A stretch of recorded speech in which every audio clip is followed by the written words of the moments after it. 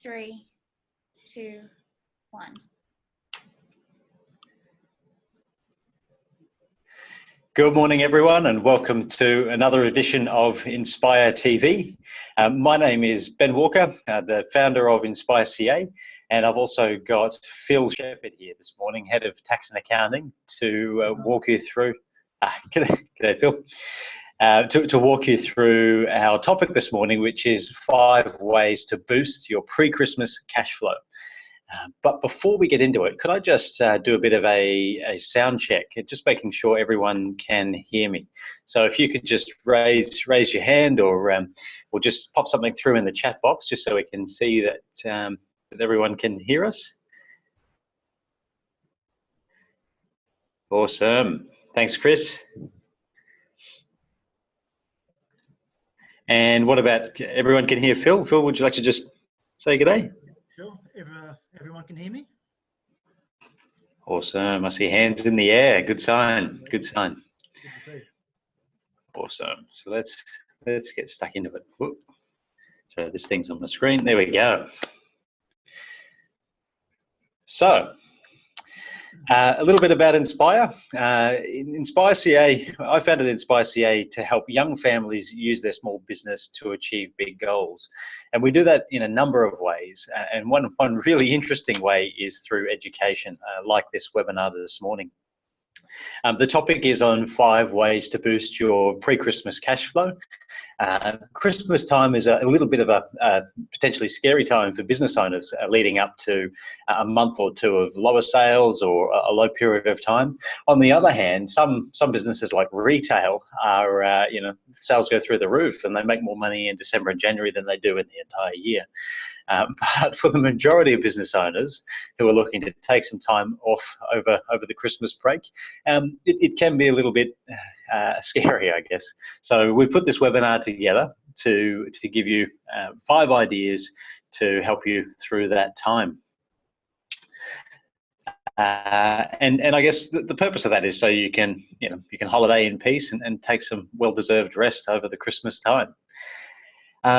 Towards the end of the webinar, I'm also going to give you an opportunity to have a second opinion on some things we're talking about today, and that involves what we call a look under the hood, and I'll mention that a little bit later on. So Phil, we might get into it, hey? Sure, why not? Alrighty. Would you like to kick us off with number 1? So what's our first one here? Boost your sales and marketing efforts. Yeah. So tell us more about that. Yeah, of course. So essentially at this time of year, your clients are sort of all closing down and maybe not returning your calls, your emails. Naturally, your conversion rate's going to fall. We recommend, rather than following the trend, this is the time of year to really, to double those sales and marketing efforts. If your conversion rate's fallen 50%, double your marketing sales efforts, and then you should get the wins about on par. So definitely not the time of year to skimp on sales and marketing. Yeah, no, there you go.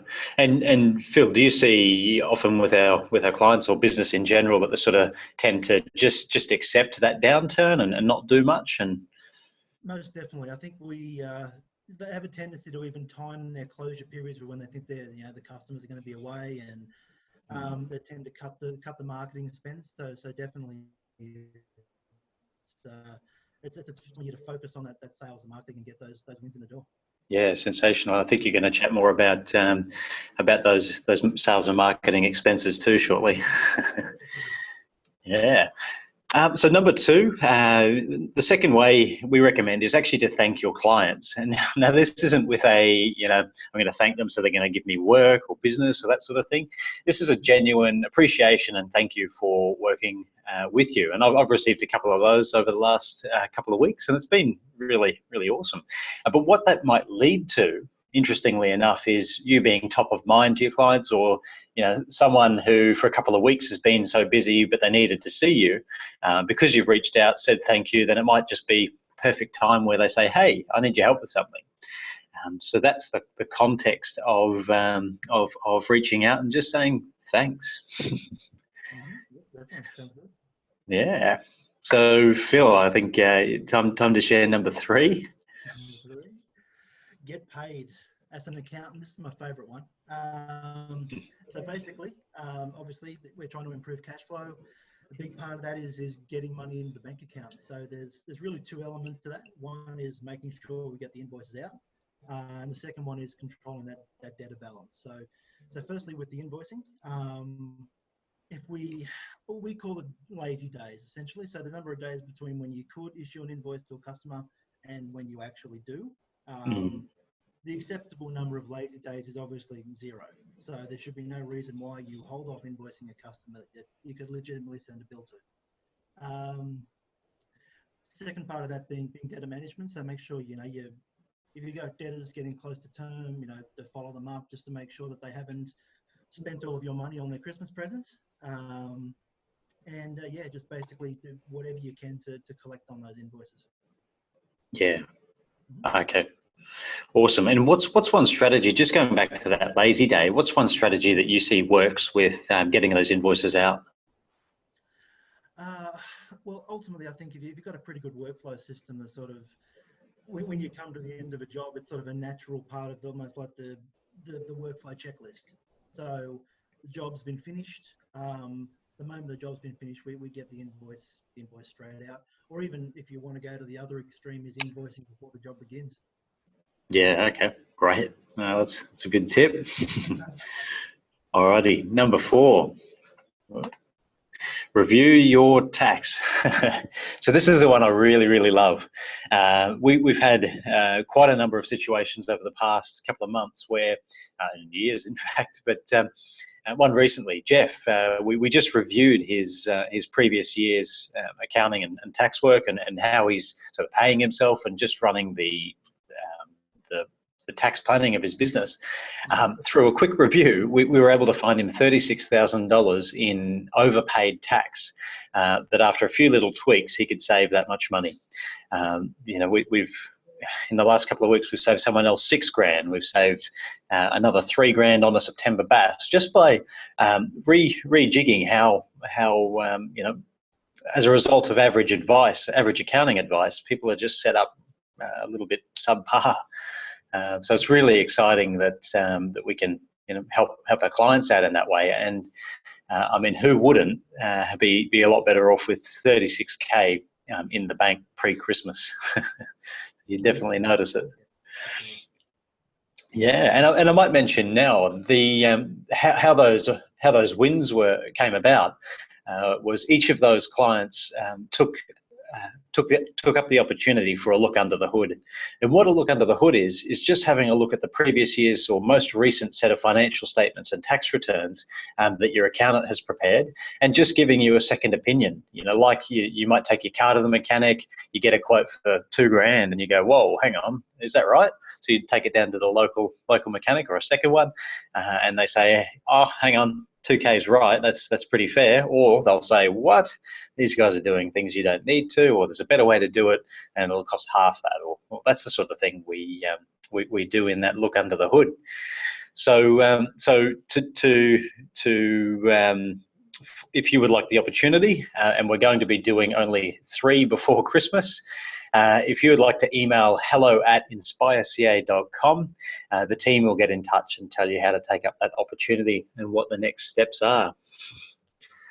So Phil, number 5. Number 5. Okay, so be creative with your spend. And that's not implying that everyone should be a tight ass come Christmas time. So sort of the typical old school accountant approach to this is to clip on the sales and marketing budget just to save a bit of money. So obviously keeping with point 1, don't clip on the sales and marketing, but just be creative about the way that you're spending. So things like when you want to give gratitude to a customer, don't go and drop $5,000 on a crate of wine to send over. Give them a testimonial. So you've, in essence, shown gratitude without a massive spend, and they've got a marketing tool. So it's kind of a win-win. And also maybe review your subscriptions. So if you've got monthly software subscriptions, can those things be put on hold for this period if you don't necessarily need them? Or if you're not using them at all, it's probably a good chance to just cancel them. Yeah, no, that's great. So what you're saying there is, don't default to cutting your sales and marketing spend. That's just like, blocking off your airway. Yep. Maybe there's another way to reward your customers or thank them at Christmas time. Instead of a crate of wine, give them, a testimonial video or something like that. Yep. And the last one is review subscriptions and make sure that you're not spending money unnecessarily. Yeah, awesome. All righty. Well, as I said, if you'd like another second opinion on your accounting and tax work, to make sure you're not spending too much on tax and giving it to the ATO unnecessarily, happy to look under the hood. But do let us know by sending a quick email to hello@inspirecare.com, and we'll get in touch. And I just wanted to mention as well, next Friday at 10 a.m, it's our last webinar of the year, and it's all about planning to profit in 2016. So this is a course I actually ran for this same time last year, and it was really sensational to get so many business owners thinking about what they're going to do in the next year to make them have the best year yet. So I'd love to see you there next Friday at 10 a.m. And there'll be an email to register for that in the next couple of days. So thanks again, everyone, for joining us on the webinar. Just to cover off on those points again, the first one was boost your sales and marketing effort, and that's because we see often a downturn in conversion rates. So if we double what's coming in, hopefully the net number of new clients or converted sales will stay the same. Number two, thank your clients with sincere gratitude, and something may come about. Number three, get paid. So invoice when you can and follow up on your accounts receivable. Number four, review your tax situation. So get a second opinion, make sure you're not paying too much tax, and maybe there's a few savings to be made just in that alone. And number five, be creative with how you spend your money. So thanks everyone for joining us, and we hope to see you on the webinar next week. Cheers.